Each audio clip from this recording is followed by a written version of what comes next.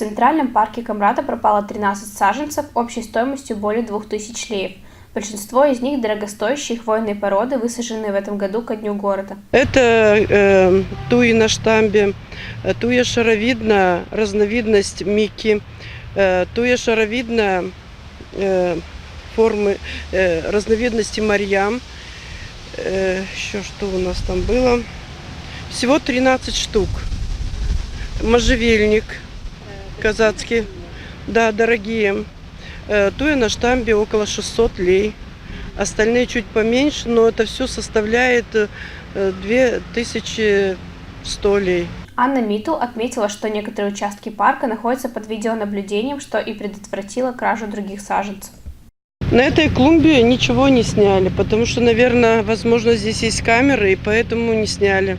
Я так думаю. Эта клумба тоже была создана к дню города, но все на месте. Центральный парк нравится горожанам. Они удивлены и расстроены случившимся. Нравится, он не плохой, не хороший. Часто здесь гуляете? Ну да, мы очень часто гуляем тут. Украсить парка цветы, кустарники или как-то повредить парку, это очень нехорошо. Это очень нехорошо. Люди ходят, не знаю, дети играют, и тут, чтобы украдили растения, это неправильно. Тут, наоборот, надо делать красиво, а не украсть. Это неуважение к своему городу, во-первых.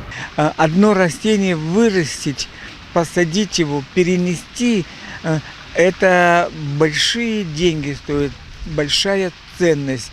А поломать, унести, украсть, это нехорошо. Это не первая кража деревьев в Центральном парке. Жилищно-коммунальное хозяйство неоднократно сталкивается с подобными нарушениями. А за целый, как мы посадили 12-го, до конца, до первых дождей мы притеняли эти растения, чтобы они не сгорели. Они с ботанического сада, с теплицы, и мы боялись, чтобы они не погибли. И все хорошо, они принялись, пошли, дождались первых дождей, и вот.